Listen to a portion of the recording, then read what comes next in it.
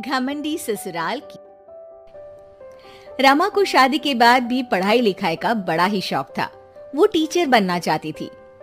रमा का ससुराल शहर के सबसे अमीर घरों में से एक था, पर साथ ही उसके ससुराल वालों को अपने बिजनेस और पैसों का बड़ा ही घमंड था। शादी के कुछ वक्त बाद रमा अपनी सास के पास अपनी नौकरी की बात करने जाती है। अरे रमा, तू यहाँ? क्या हुआ, सब ठीक तो है ना? जी मम्मी जी, सब ठीक है। मम्मी जी, आपसे कुछ बात करनी थी। अरे रमा, अब तू बात करने को भी पूछेगी क्या? बोल पगली, जो भी बोलना है। मम्मी जी, अब तो शादी को काफी समय भी हो गया है और घर में सभी काम के लिए नौकर लगे हैं। मैं सारा दिन घर पर बोर हो जाती हूँ मम्मी जी। मैं नौकरी करना चाहती हूँ। अरे, ये क्या बोल रही है तू? नौकरी? क्या कमी है तुझे रमा? तुझे पता नहीं, हमारा बिजनेस शहर का सबसे बड़ा बिजनेस है और तू नौकरी की बात कर रही है? लोग क्या सोचेंगे कि इतना बड़ा बिजनेस, इतना पैसा होने का भी क्या मतलब, जब घर की बहू को भी नौकरी करके खुद का खर्चा उठाना पड़ रहा है। नहीं रमा, तू बिल्कुल नौकरी नहीं करेगी। पर माँ जी, मैं टीचर बनना चाहती हूँ। पागल हो गई है बहू? इतने बड़े बिजनेसमैन की पत्नी और बहू टीचर? देख रमा, तुझे पैसे चाहिए तो मैं तुझे देती हूँ, पर ये नौकरी की बात तू अपने दिमाग से निकाल दे। और जो सारा दिन वो किताबें पढ़ के तू अपना दिमाग खराब कर रही है ना, उसे भी दूर फेंक दे। मम्मी जी, पर समझिए तो। रमा देख, अगर तुझे यही बात करनी है तो चली जा यहाँ से, वरना मैं आज तुझे राहुल से बोल के तेरे मायके वापस भिजवा दूंगी, फिर वहीं गरीबों की जिंदगी में सड़ना। रमा छोटा दिल करके वहां से चुपचाप अपने कमरे में वापस चली जाती है। कुछ वक्त बाद रमा का पति राहुल कमरे में आता है। अरे रमा, क्या हुआ? इतना शांत क्यों हो आज? क्या हुआ, मैडम को शॉपिंग पे जाना है क्या? नहीं जी, बस यूं ही।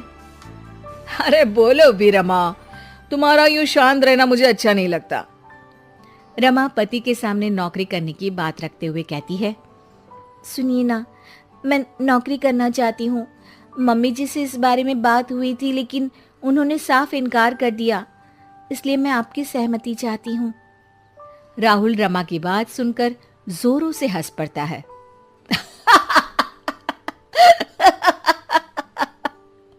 अरे रमा, तुम पागल तो नहीं हो गई हो? तुम्हें नौकरी करनी है।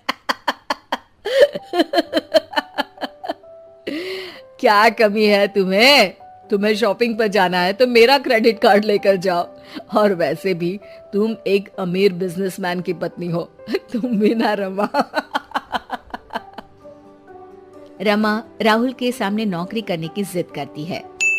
पर सुनिए तो, मैं नौकरी पैसों के लिए नहीं, अपने लिए करना चाहती हूँ। मेरा बचपन से टीचर बनने का सपना था, मैं उस सपने को पूरा करना चाहती हूँ। पागल हो चुकी हो तुम। बिल्कुल पागल। राहुल भी माँ की भाषा बोलता है और रमा के सपनों का मजाक उड़ाकर सो जाता है। रमा फिर से अपना दिल छोटा करके सो जाती है। अगले दिन सुबह रमा मम्मी जी से कहती है, मम्मी जी, मैं पास वाले बाजार तक जा रही हूँ। ठीक है बहू, पर शाम को जल्दी लौट आना। जी मम्मी जी। रमा सामान लेने मार्केट जाती है। तभी उसे रास्ते में एक पोस्टर दिखता है जिस पर लिखा होता है, टीचर की जरूरत है। रमा उसे देख बहुत खुश हो जाती है और बिना सोचे वहां चली जाती है। अब सुनिए, मैंने बाहर आपका पोस्टर दिखा, टीचर की जरूरत है, तो इसीलिए मैं अंदर चली आई। अरे मैडम, आप तो कोई बड़े परिवार से लगती हैं। हमारा तो बस एक छोटा सा एनजीओ है जिसके लिए हमें एक टीचर की जरूरत है जो कम पैसों में इन बच्चों को पढ़ा सके।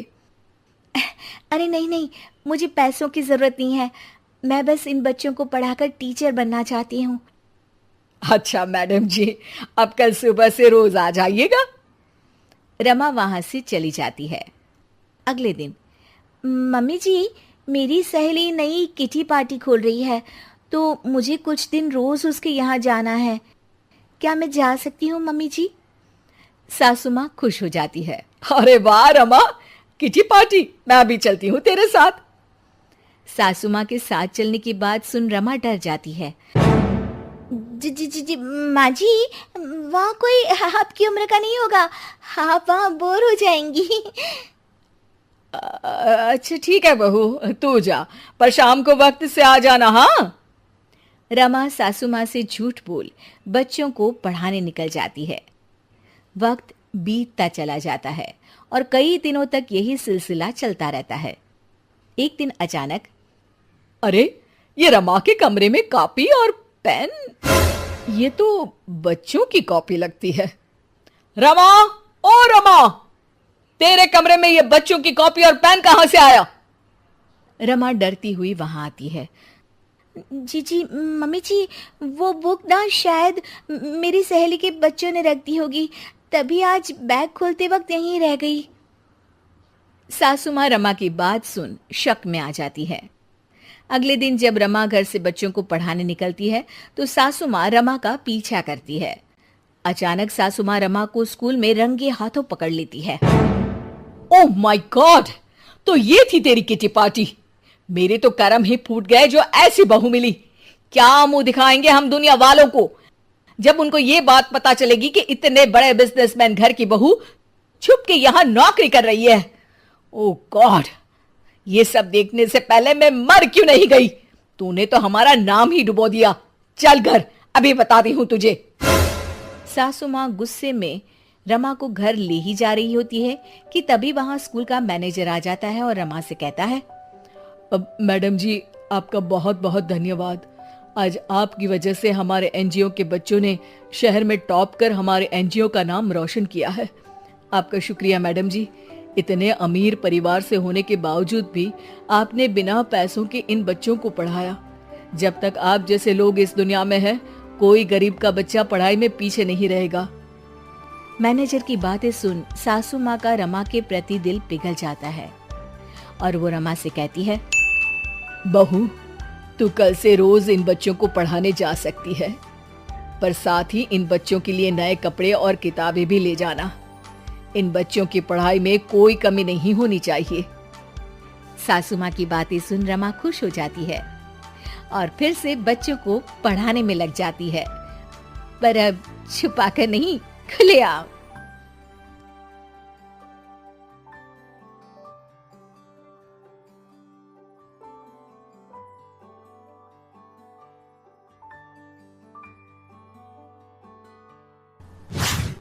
शहर में रहने वाली निहारिका की शादी गांव के राम से हो जाती है। निहारिका को ज्यादा किसी चीज का शौक नहीं होता, जिस वजह से वो ससुराल में खुशी से रह रही होती है। लेकिन गोलगप्पों का प्यार सबको बहुत परेशान करता है। देखो जी, हमारी शादी को ना 1 हफ्ता हो गया और मुझे गोलगप्पे खाए हुए पूरे 7 दिन बीत गए। इतने लंबे समय तक अपने गोलगप्पों के बिना मैं आज तक नहीं रही। ओहो, आई बड़ी गोलगप्पे खाने वाली। हुक्म तो ऐसे चला रही है जैसे तेरे पापा ने हमें यहाँ कोई दुकान खोल कर दी हो।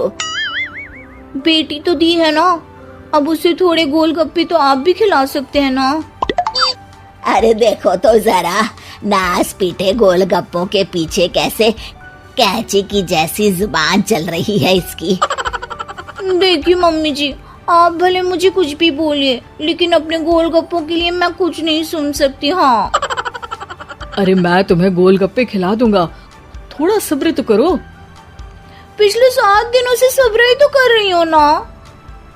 अरे गोलगप्पे ही तो है, इतना बेचैन क्यों हो रही हो? आ जाएंगे। सुनो जी, हम लड़कियां पति के बिना रह सकती हैं, पर गोलगप्पों के बिना नहीं, कभी नहीं। वो मेरा पहला और आखिरी प्यार है। निहारिका की बात सुनकर उसकी सास और पति सिर पकड़कर बैठ जाते हैं, जिसके बाद राम गोलगप्पों का इंतजाम करने घर से बाहर चला जाता है। कुछ देर बाद वो गोलगप्पे लेकर घर वापस आता है, जिन्हें देखकर निहारिका सारे काम छोड़कर खुशी से भागते हुए राम के पास आती है। तुम आ गए? इतनी देर क्यों लगाई? पता है ना मैंने तुम्हें कितना मिस किया। अरे थोड़ी देर पहले ही तो घर से गया था। क्या तुम? अरे मैं तो अपने गोलगप्पों से बात कर रही हूँ, तुमसे नहीं। निहारिका का गोलगप्पों के लिए ऐसा प्यार देखकर राम हैरान रह जाता है। अब वो गोलगप्पों को प्लेट में अच्छे से सजाकर उन्हें खाने बैठती है, लेकिन पहला गोलगप्पा खाते ही वो गुस्से में प्लेट खिसका देती है। ये कैसे घटिया गोलगप्पे उठा कर ले आए? न पानी में स्वाद न गोलगप्पों में। हाय हाय, महारानी के नखरे तो देखो, इन्हें गोलगप्पे में भी अलग अलग स्वाद चाहिए। ठीक है, आप लोग इस पर बहस मत शुरू कर देना। मैं ना कल दूसरी जगह से खरीद लाऊंगा, ठीक है? अगले दिन राम निहारिका के लिए गांव में दूसरी दुकान से गोलगप्पे खरीद कर लाता है, पर उसे वो भी पसंद नहीं आते, जिसके बाद बहुत दिनों तक यही सिलसिला चलता रहता है, जिसमें राम अपनी पत्नी के लिए दूसरे गांव तक जाकर वहां से भी गोलगप्पे खरीद कर लाता है। पर निहारिका को कहीं के कोई भी गोलगप्पे पसंद ही नहीं आते। तुमको तो अच्छे गोलगप्पे की पहचान करना आता ही नहीं है। तुमको गोलगप्पे का प्यार पता ही नहीं है। तुमसे कुछ होता ही नहीं है। अरे तुमसे बहुत होता है तो तुम खुद कर लो ना। सास की बात पर निहारिका बैग पैक करके घर से जाने लगती है, जिस पर राम उसे रोकते हुए कहता है, अरे इतनी सी बात पर कोई घर छोड़कर जाता है क्या? मैं कल शहर जाकर तुम्हारी पसंद के गोलगप्पे ले आऊंगा, ठीक है? आपको कहीं जाने की जरूरत नहीं है, मैं ही शहर चली जाती हूँ और घर छोड़कर नहीं जा रही, गोलगप्पे खाने जा रही हूँ। ये कहकर निहारिका शहर में अपने पापा के घर चली जाती है, जहां पर वो सुबह के नाश्ते से लेकर रात के खाने तक में मन और पेट भर कर गोलगप्पे खाती रहती है, जिससे उसकी तबीयत खराब हो जाती है और उसे अस्पताल में एडमिट करना पड़ता है। फूड पॉइजनिंग है, जंक फूड बिल्कुल बंद करना होगा।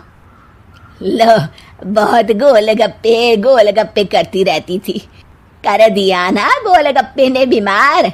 और खाओ अब। माँ, इसके बारे में हम घर जाकर बात करेंगे। कुछ दिनों में निहारिका ठीक होकर अपने ससुराल वापस आ जाती है, जिस पर एक बार फिर सास बहू की नोकझोंक शुरू हो जाती है। अब थोड़े दिन अपने प्यार से दूर रहना, नहीं तो इस बार सीधा भगवान के घर पहुंच जाओगी। इस बार सास की बात का कोई जवाब दिए बिना निहारिका अपने कमरे में चली जाती है। बीमार होने की वजह से निहारिका गोलगप्पे तो खा नहीं पाती, लेकिन अभी भी उसके मन में हर वक्त उन्हीं के ख्याल चलते रहते हैं। हाय मेरे प्यारे गोलगप्पे, इस कल मुझे फूड पॉइजनिंग ने मुझे मेरे प्यार से दूर कर दिया। मेरे गोलगप्पों, मुझे तुम्हारी बहुत याद आ रही है। अगर मैंने तुम्हें खाया तो मम्मी जी तानों के ही गोलगप्पे बनाकर मुझे खिला देंगी। एक दिन निहारिका अपने चेकअप के लिए डॉक्टर के पास गई, जिसकी घर से निकलते ही राम रसोई में जाकर कुछ करने लगता है। शाम को निहारिका के घर वापस आते ही उसकी सास कहती है, शक्ल से तो लग रहा है कि डॉक्टर ने थोड़े और समय तक गोलगप्पे बंद कर दिए। अच्छा है, कम से कम अब हमें पूरा दिन गोलगप्पा पुराण तो नहीं सुनना पड़ेगा। सास की बातें सुनकर निहारिका चिढ़ते हुए अपने कमरे में जा रही होती है। तभी राम गोलगप्पों से भरी एक बड़ी प्लेट लेकर उसके सामने आ जाता है, जिन्हें देखकर निहारिका का चेहरा खिल उठता है। ये मैंने तुम्हारे लिए बनाया है। तुम्हें अपने पसंद की चीज खाने से कोई नहीं रोक रहा। जितना खाना है उतना खाओ, लेकिन उससे खाने की एक लिमिट होनी चाहिए। हाँ बहू, किसी भी चीज की अति हमेशा नुकसानदायक ही होती है। ठीक है, पर अभी मुंह में पानी आ रहा है, गोलगप्पे खाऊं प्लीज। अरे अकेले क्यों, सब साथ मिलकर खाएंगे ना।